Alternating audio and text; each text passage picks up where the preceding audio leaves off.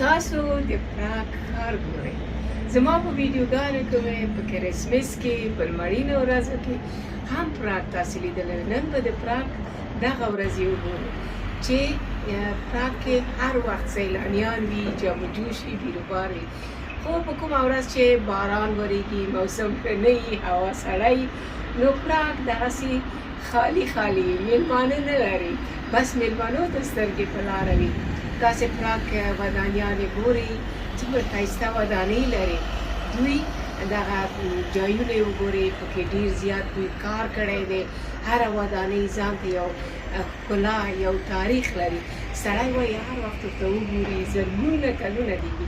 همدارنګه د ترام وای ګورئ چې په سړکو کې روان دی، مونږ یې نه اخلمه دغسې نو په هر ځای کې دی دوی خلک رسوي او لکه په لاره باندې خلک نه پاتې کېږي، بیروبار پکې نه وي او په څو څو دقیقو کې رسېږي.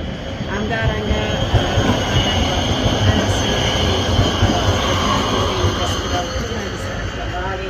چې په دې رستورانتونو مخې ته وړي کې ډېر زیات بیروبار اوس داسې لږ لږ یو نیم کسان پکې کښېني، یا چای، کافي یا واین یا بیر څښي.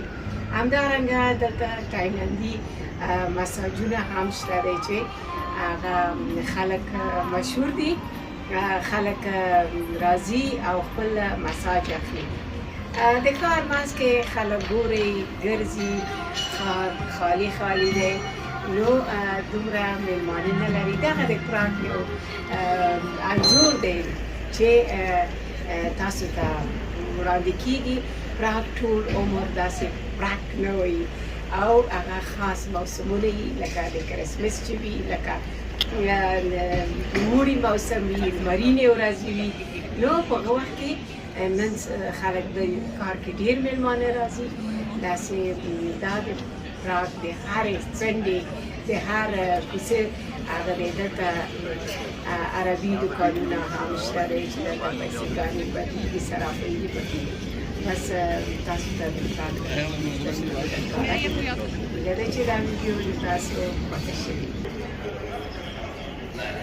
زما چینل چې ګورئ نو که مو خوښ کوي اجازه ده ما له خوا نه تاسو ته ده سبسکرایب وکړئ او همدارنګه هغه زنګوله یې هم وشرنګوئ چې زما نوې نوې ویډیو ته تاسو مخې ته راسئ.